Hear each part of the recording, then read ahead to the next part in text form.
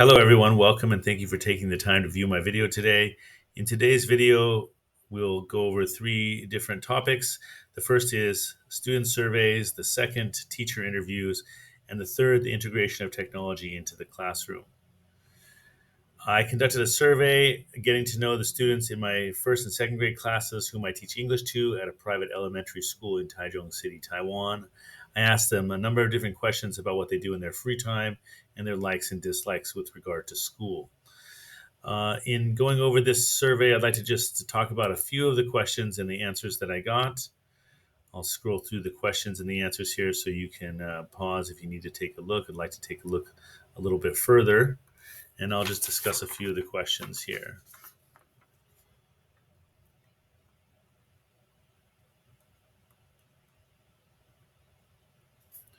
Question 3 I found interesting. I thought that more of my students would have stated that they'd spent more time doing homework each night. I found it interesting that 50% of the students said they spent less than 1 hour. In considering this, I need to remember that some of my students stay at the school to complete homework before going home in the evening, and this might have affected how they answered this question. I found question four's answers to be very encouraging to know that 7 out of 10 of my students have 3 or more people in their family who speak English, as I know that this is a very important factor in influencing their success in English classes. What do you like most about school? 50% of the students said that what they liked most was friends or classmates, time with friends and classmates. So I'm reminded of the importance of social interaction for my students during the school day. Also, question 7, I found that 6 out of 10 students said that they prefer to work in a group. No students said that they prefer to work with a partner. So this reminds me that small group work is very important and valued by my students. Question 8 asked about homework. I thought it was very interesting to know that 1 out of 10 of these students said that they thought the homework was not enough and they would like more homework.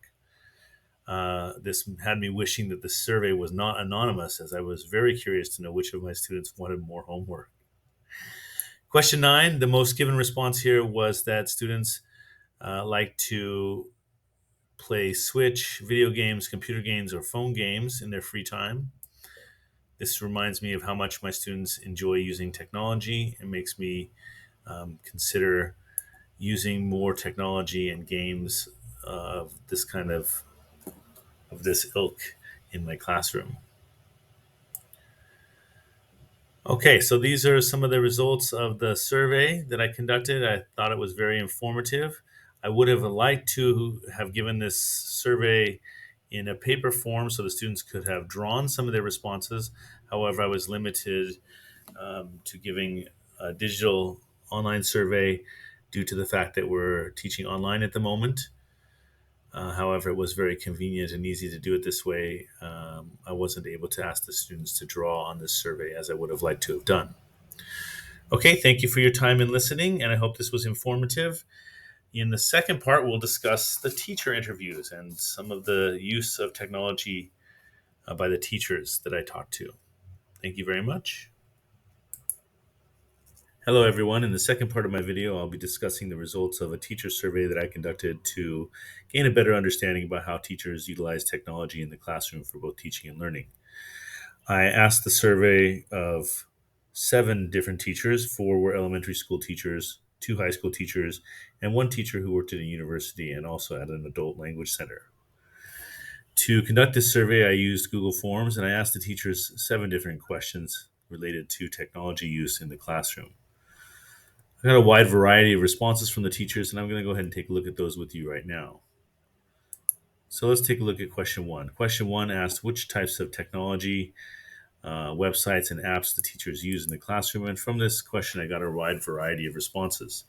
I found the teachers used lots of different kinds of technological devices, desktops, iPads, phones, and tablets were included in this. As well, they utilized a wide variety of software, apps, and websites, including PPTs, YouTube, Google Suite, WordWall, Kahoot, and many more.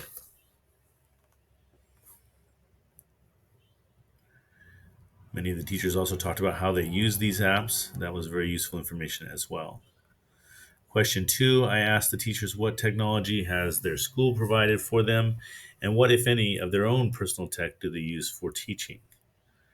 So I found that most schools provided projectors, desktops, and smartboards, as well as an internet connection, whether that be broadband or Wi Fi.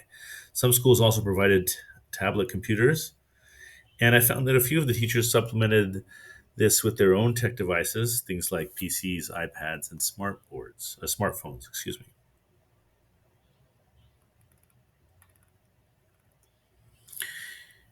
In question 3, I asked the teachers a hypothetical question. If they could have their school supply for them free of charge any other tech or online subscriptions for their classroom use, what would they ask for? I found that 3 of the 7 teachers would ask for more or upgraded hardware, while 4 of the teachers would ask for more or upgraded software. And one teacher, interestingly, claimed that he would ask for nothing more than he already has.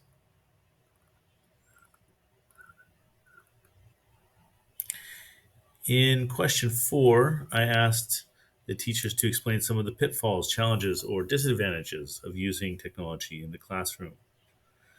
I found that time and classroom management were mentioned as potential problems. As well, technical, electrical, and network issues were seen as possible challenges. A reoccurring theme, however, was the fact that students already spend a lot of time using technology every day, and perhaps adding more into the classroom might create the problem of overuse and overdependence on technology. So teachers were wary about the students being um, spending too much of their time using this kind of technology. In question 5, I asked how can or how do these teachers adjust and adapt if a lesson that is very tech heavy can't be implemented at the last minute because of some technical difficulty or failure. For example, broken equipment, down network, power outage, and so forth. Most of the teachers stated that they would fall back on their more traditional teaching methods. The tried and true chalkboard and whiteboard were mentioned, as well as lecturing and employing more conventional games and activities.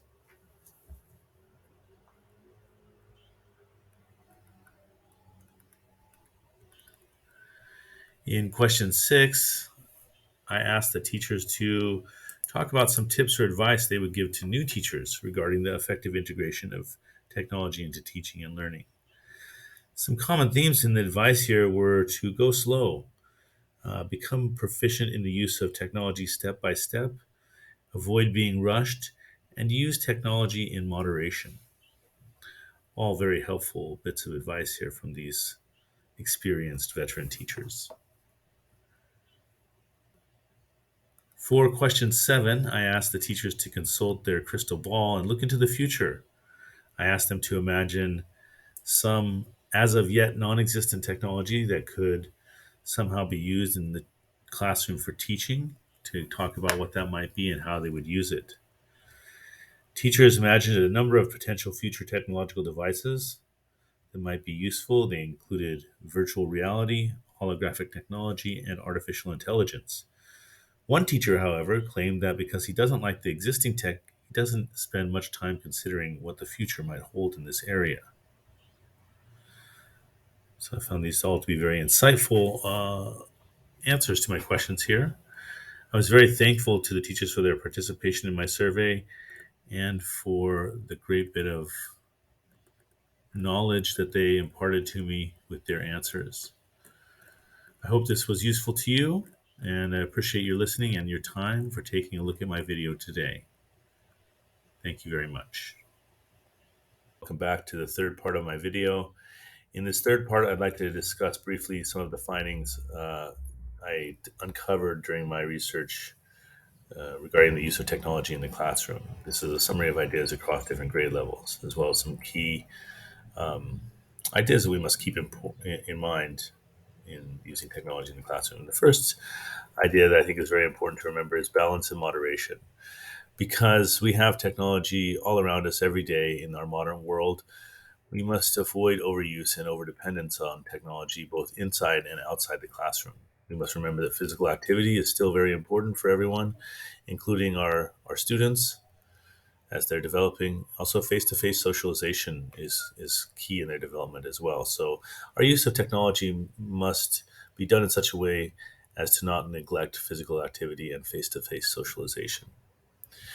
Go ahead and take a look now at some of the equipment that was deemed very important for all grades. We had sound system, computer for the classroom, which is hooked up to reliable internet access.